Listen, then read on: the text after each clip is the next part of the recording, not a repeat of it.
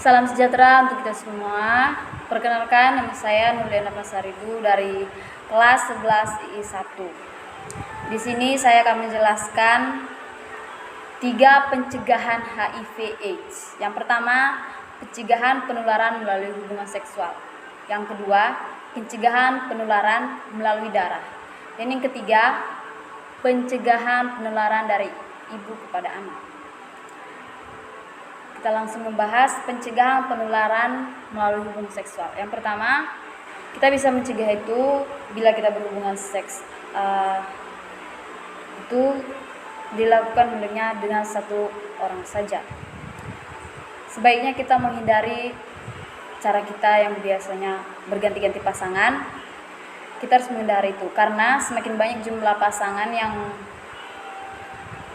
melakukan hubungan seks tersebut, maka semakin besar resiko terkena penyakit menular ini.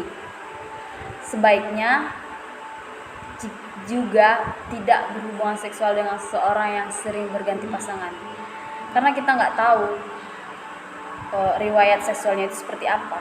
Jadi hendaknya kita menghindari cara berganti-ganti pasangan tersebut. Nah, yang kedua itu saat berhubungan intim ini ada baiknya laki-laki atau pasangan itu menggunakan kondom. Nah, kondom yang sering digunakan itu kondom latex. Nah, itu digunakan tiap kali berhubungan seks. Memang penggunaannya ini tidak dapat mencegah penularan penyakit itu seutuhnya, namun akan sangat efektif jika pemakaiannya benar. Nah, yang ketiga, kita melakukan vaksinasi. Ada beberapa penyakit menular yang dapat dicegah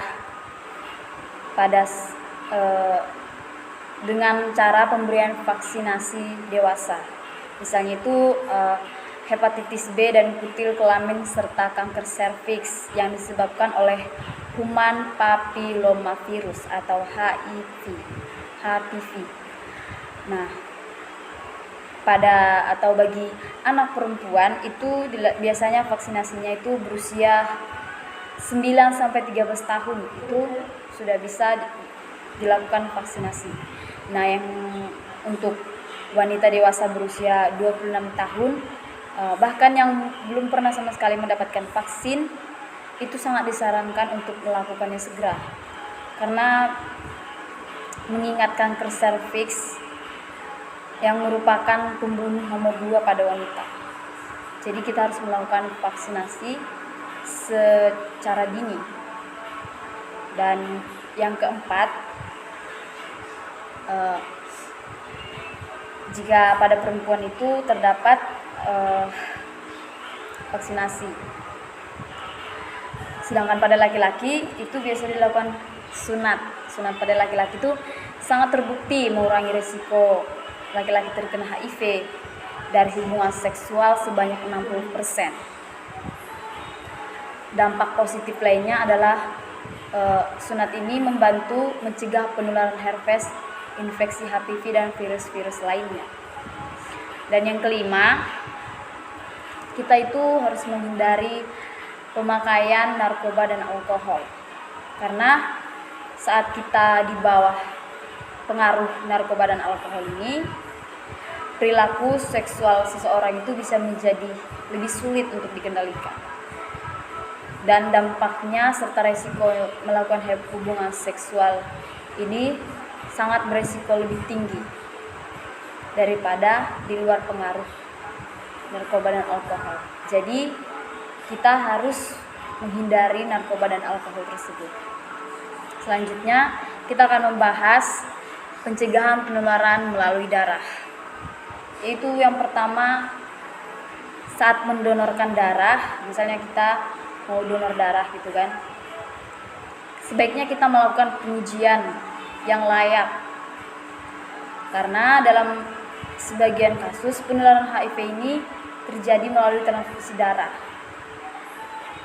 Kejadian ini jarang terjadi karena kejadian ini kan penularan HIV ini akan jarang menular karena ada penerapan uji kelayakan donor, termasuk donor darah.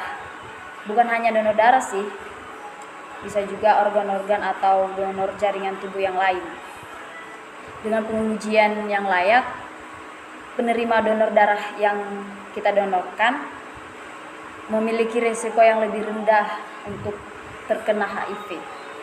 Jadi kalau kita memang benar-benar ingin mendonorkan darah, sebaiknya kita melakukan pengujian yang layak.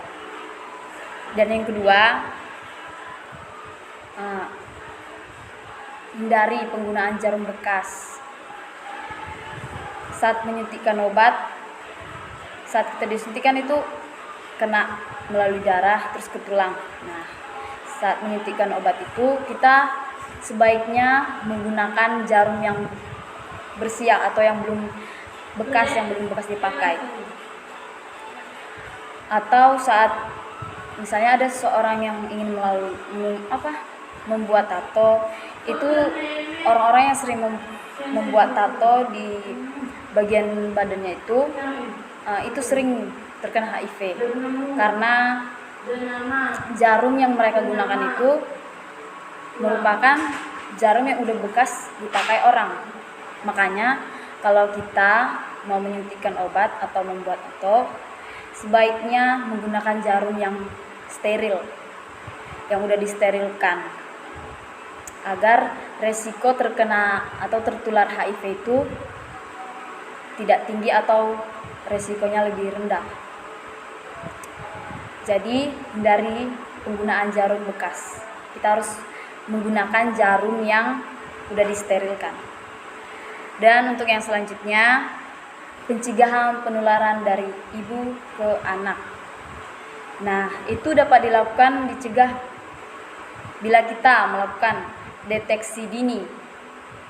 Nah, kita harus melakukan konseling secara sukarela, rahasia, jujur, juga pemeriksaan darah sedini mungkin ya. Dan pemeriksaan darah sedini mungkin itu sangat penting untuk agar kita dapat dideteksi apakah seseorang itu terkena infeksi HIV. Dan jika sudah terdeteksi, jika memang dia terkena HIV, kita atau orang tersebut bisa langsung segera ditangani, terutama pada bagi wanita pada usia subur. Itu harus dilakukan deteksi dini.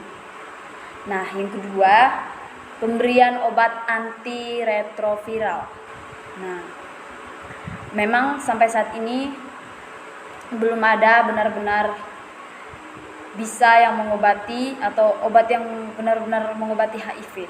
Belum ditemukan sampai saat ini. Namun ARV adalah pilihan terbaik untuk membantu menekan perkembangan virus HIV dalam tubuh, sehingga tidak muncul masalah kesehatan. Jadi pencegahan yang ditularkan dari ibu ke anak itu bisa juga dilakukan dengan obat antiretroviral. Itu harus dikonsumsi.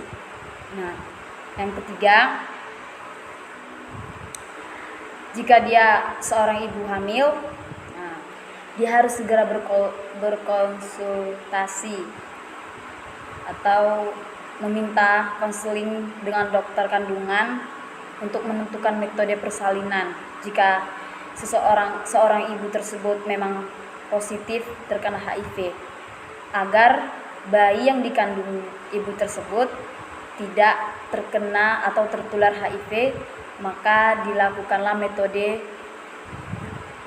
persalinan yang benar dengan cara kita konsultasi dengan dokter, apa harus dengan kesar atau persalinan normal. Nah, yang keempat itu, seorang ibu tidak bisa memberikan ASI kepada bayinya jika ibu tersebut terkena HIV. Untuk mencegah penularannya, ibu tersebut tidak bisa memberikan ASI kepada bayinya. Oke, Sekian penjelasan dari saya tentang pencegahan penularan HIV/AIDS. Semoga apa yang saya jelaskan bermanfaat dan mudah dipahami. Sekian dari saya, terima kasih.